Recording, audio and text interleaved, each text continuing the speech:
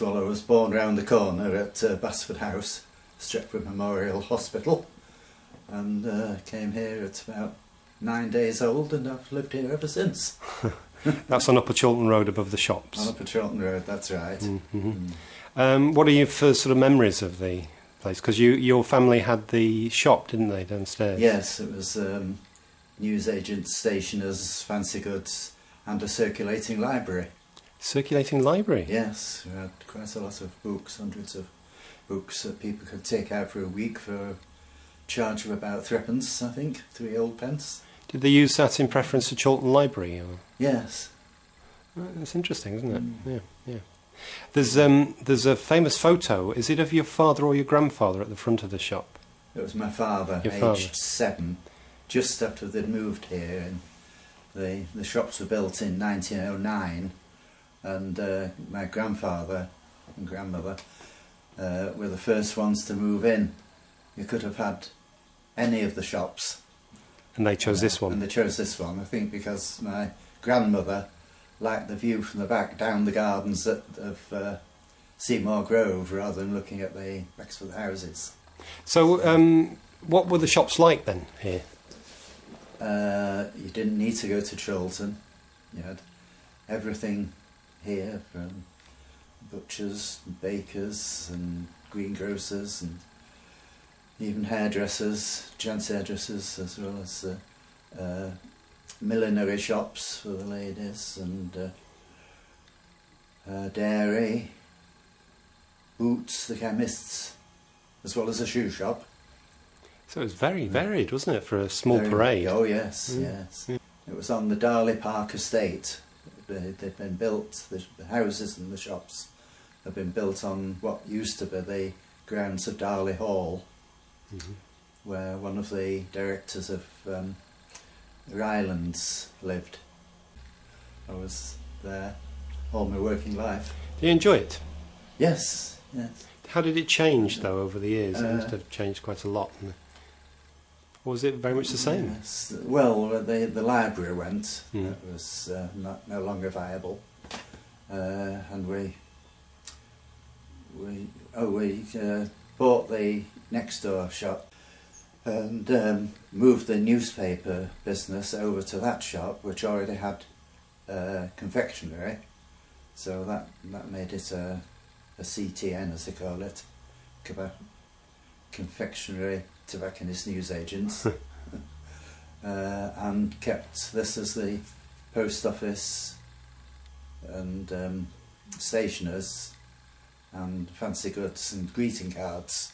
Did good trade in greeting cards. Do you have any particular memories of the war? What was it like as a young person? We were in the cellar for our shelter. We had it strengthened and slept down there quite a lot, and could hear the bombs. Some bombs fell in the roadway here, incendiary bombs, but fortunately there was no damage to property just around here. Yes, being a young boy, you didn't feel particularly frightened. Your parents were there. Yeah. My father, by the way, was in the fire service during the war. What was the general atmosphere like at that time? I mean, a lot of the men must have been off fighting. It must have been a lot of women working in the shops and so on. Never had any male teachers at school. None at all? No, none at all. When did you start getting interested in local history? Well, I've always been a bit curious about why things were there. The older houses perhaps are nearer to Chorlton Station. The newer properties a bit further away, because so they built them near the station because the station was obviously away into Manchester. When the station was built, the developers saw their opportunity. And my grandfather, on my mother's side, lived on Edgerton Road, only about 200 or 300 yards away from here. Edgerton Road, which is now Edgerton Road North. And he used to walk along what's now the rest of Edgerton Road, across a little stream with a plank bridge where Brantingham Road is now, to get to the station. We'd go into Manchester to Central Station on the train to go to Tootle Broadhurst's on Oxford Road where he worked. Along Wilbraham Road, where we used to cycle to Plattfields to go on the boating lake. There were no houses on the right hand side from St Werburgh's Road, right along, oh goodness, how far? The other side of Withington Road? Withington Road. Because some of those old Whalley Range houses probably were there, weren't they? Whalley Range had been built in earlier, the 1830s. Yeah. Yes, as by Samuel Brooks, and he hadn't built houses himself. He sold off the patches of property land with restrictions on what they could build and how high and how near the road. Right, and also that there should be no pubs as well, wasn't that right? No pubs and no business. No businesses. That's interesting, isn't it? What do you think's got better and what's got worse over the time, from your perspective? I mean, everybody's allowed to have their view. Better for me getting around without a car. There's plenty of public transport now. Oh, is it better than it was? Better than, I think so, yes. 'Cause we had trams along here, of course, the old type trams, and they did get rather full sometimes. Coming back from school at Trafford Bar, you'd be waiting for a tram for 5 or 10 minutes, and when I come, it was full. And so let's wait to the next one. Right, there's another one behind. They didn't say how far behind. And so they weren't very fast, so I used to be able to run in those days to the next stop. Oh, and get if anyone had got off, then I could get on. Yeah, well, either you were very fast or they were pretty slow, weren't they? Yes. When did the trams go? Because they were 1947. They had been taken off just in 1939, I think. But then with the shortage of petrol, they brought them back again. Oh, right. During the war. I think wasn't Chorlton featured in that song about the beaching cuts? That's right, Flanders and Swan. Flanders and Swan. Yes, the slow train. Yeah. Can you remember what the line was? It was something about Chorlton-cum-Hardy, wasn't it? Yes, the churn on the platform, the cat on the seat, at Chorlton-cum-Hardy and Chesterley Street. Very good. On the slow train from Midsummer Norton and Mumby Road.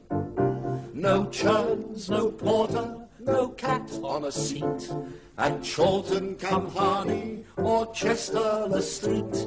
We won't be meeting again on the slow train. Everybody knows. So, what do you think about sort of modern Chorlton and how it is? It's quite good actually. The thing I don't like is that I've got to go into Chorlton now because the shops down here that I was listing them earlier, they've nearly all gone. And I see that H.T. Burt's is about to close down as well, which is... Oh, that's a very sad, isn't it? Shame. Yes, they've been there since 1895. Yeah. And I knew Mr. Burt, well, I still know him slightly. Very sad.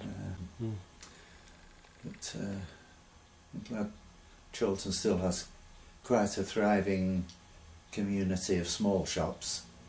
Yes, and yes, as long may they prosper, eh? Which is, but it's a difficult time. There's a lot of shops closing, but fortunately also a lot opening as well. Seems to be. Yes, there's a new sweet shop on Manchester Road selling the traditional sweets. Yes, which is rather nice. Yes, it is nice, that, isn't it? It's lovely that. So, Philip, this is where your father was photographed in. What year was it? Yes, 1910, I should think. 1910? 1910, yes. aged 7 or so. I know these are now an estate agents, a groceries, another estate agents, the post office still a post office. Still a post office. Chinese chippy, hardware shop. Then you got various things.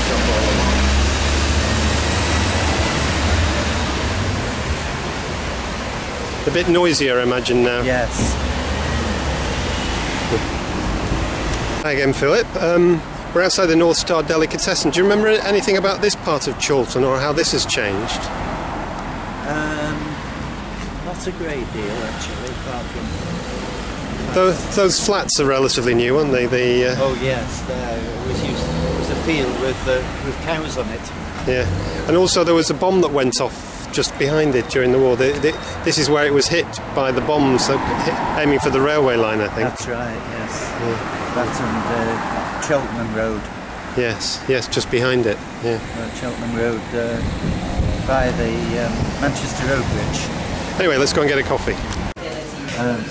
Now that Bert's has gone, the oldest business in Chorlton, it's not a shop.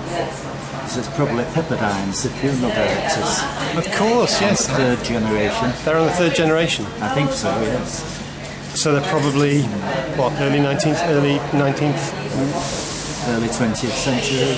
Early 20th century. Of course, yeah. Well, I suppose that's a business that doesn't go out of fashion, really, does it? That's right. Can you remember Beach Road in the old... I suppose you didn't go down that way much, really. Not a lot, no. The Beach Road Chapel was which was connected with Manchester Road Methodist. So we went there occasionally. They had special things on, but not very often. Right, cool. Wow. We're talking about cappuccinos here, aren't we? Yeah, we certainly are. I can see why people come here. How they make the design on the top, I think I'm very impressed by. Yes. Do you think Chorlton's a good place to live? Yes, a long time ago I thought to myself, where in the world would I like to live?